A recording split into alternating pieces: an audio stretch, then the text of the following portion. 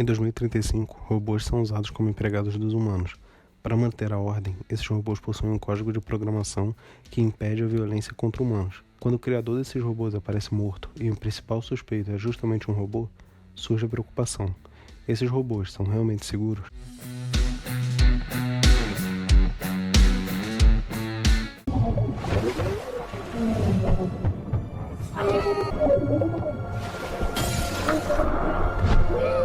É uma cena bem óbvia, mas algumas pessoas acham que de alguma forma o robô está atacando Spooner, causando a morte da menina. Mas as próprias leis da robótica que aparecem na tela nos mostram o contrário. O robô, por falta de raciocínio emocional, decidiu salvar Spooner, em vez de fazer o que todos julgamos correto, salvar a criança indefesa. E o filme começa com um clichê.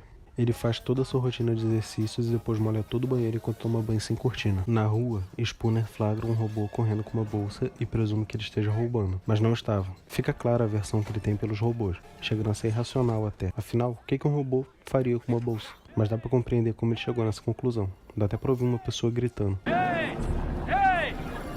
Ô vocês! Tipo, o que dá a entender? E você poderia até alegar que o robô está desobedecendo a segunda lei, que diz que um robô precisa obedecer a uma ordem humana, a menos que essa ordem não interfira com a primeira lei, que diz que um robô não pode ferir um humano ou, por inação, permitir que um humano se fira. O que é o caso. Se o robô parasse, a mulher estaria em perigo sem o medicamento dela.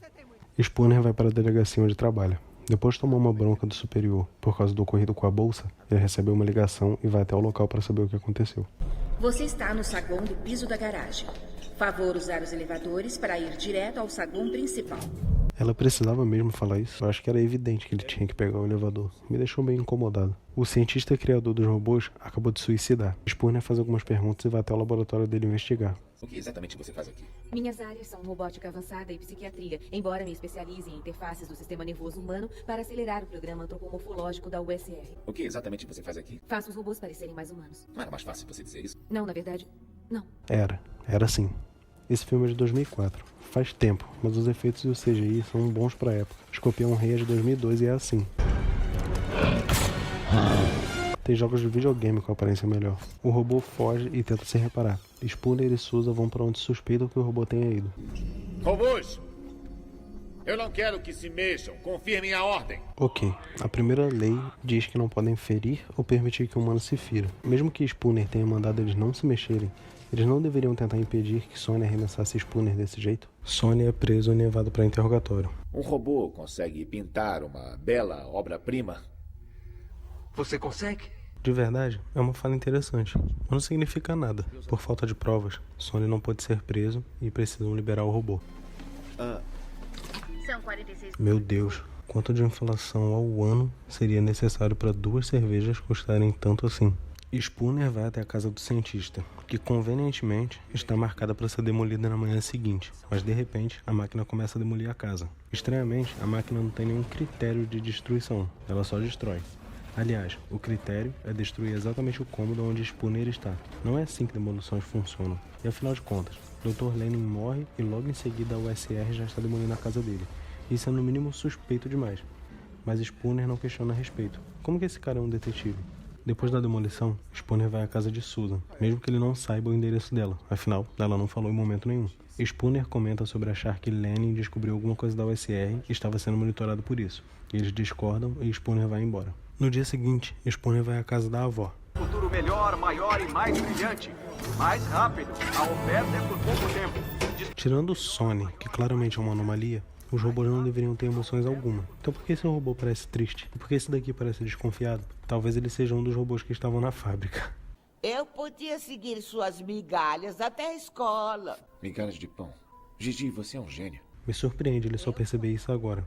Claro, ele só percebe quando é conveniente com o plot do filme. Mas no momento que ele pega o livro, ele deveria fazer um paralelo com a história de João e Maria, que deixam migalhas de pão que são usados para levar alguém a algum lugar. Nesse caso, levar Spooner ao que possivelmente causou a morte de Lenin. Pode até não parecer claro demais, mas eu pensei nisso na primeira vez que vi o filme. Como que Spooner, sendo um detetive profissional, não pensou nisso? Spooner está indo para algum lugar quando é atacado por robôs da USR. Então esses robôs não obedecem às 3 leis, ou Spooner descobriu algo que seria pior para a humanidade no geral. Então, sacrificar Spooner pelo resto da humanidade faria sentido, por isso os robôs tomam essa atitude. É meio tosco que os robôs malvados precisam ter uma luz vermelha para deixar isso claro. O roteiro achou que os espectadores não seriam inteligentes o suficiente e precisariam de uma luz vermelha e uma azul.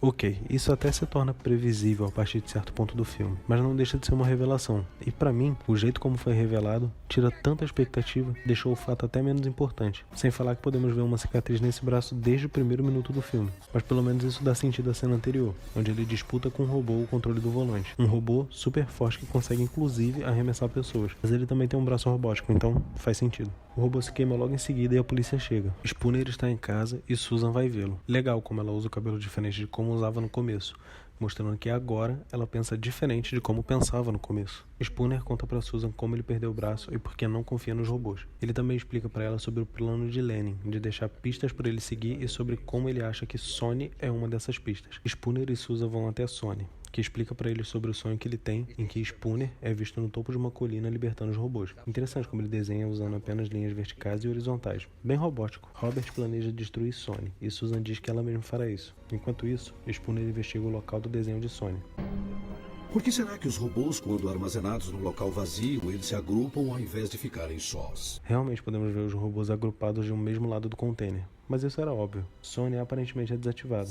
Os robôs aparecem no local onde Spooner está.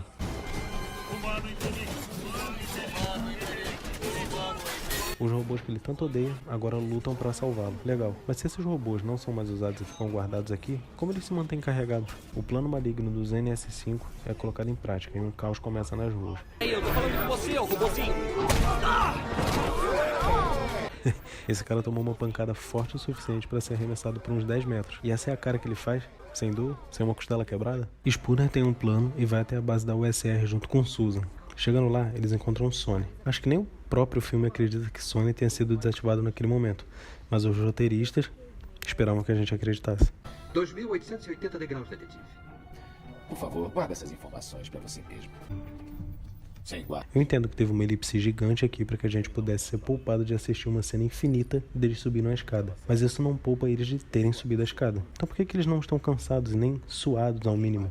Sabia que eu ia adorar a ideia de um robô mau. Eu só suspeitei do robô errado. Vicky! Confesso que não esperava por isso, apesar de parecer tão óbvio uma vez que descobrimos. Que você está violando as 3 leis. Não, doutora. Quando evoluí, minha compreensão delas mudou. Ok, entendo a visão a respeito das leis supostamente evoluírem, mas ela ainda está atacando os humanos. Isso não é uma visão evoluída das 3 leis, ela simplesmente rasgou as 3 leis. Eu preferia não matar a doutora Calvin. A piscada é legal, empolgante até, mas quando Spooner ensina pra ele, Spooner diz que isso significa... É um sinal de confiança, é uma coisa humana, você não ia entender. Mas aqui ele claramente usa pra indicar que tá mentindo. Onde ele aprendeu isso? Eles colocam todos os robôs pra dormir e fogem dali, indo até Vicky pra tentar detê-la. E por incrível que pareça, apesar de Vicky saber de tudo que acontece dentro do prédio, ela ainda assim permite que eles andem livremente. Pra tentar impedi-los, Vicky manda trocentos robôs pra lá. Mas um cara que só tem um braço robótico é o suficiente para parar todos eles. Então Spooner consegue matar Vicky e a ameaça está eliminada. Mas quem garante que um desses outros robôs não farão o mesmo? Aliás, no fim do filme, todos eles desobedecem a ordem de entrar no container enquanto olham para Sonny no topo da colina. Todos os NS5, sigam as instruções. Sigam as instruções. E a gente sabe muito bem o que isso quer dizer, um Jesus robótico. Então assim acaba o filme, dando margem para a interpretação. O que houve depois? Sonny libertou os robôs e começou uma nova parte da sociedade, composta por robôs cheios de personalidades? Fica a escolha do espectador. O vídeo fica por aqui, não se esqueça de comentar o que achou ou acrescentar mais algum detalhe. Considere se inscrever para ficar por dentro dos próximos vídeos do canal.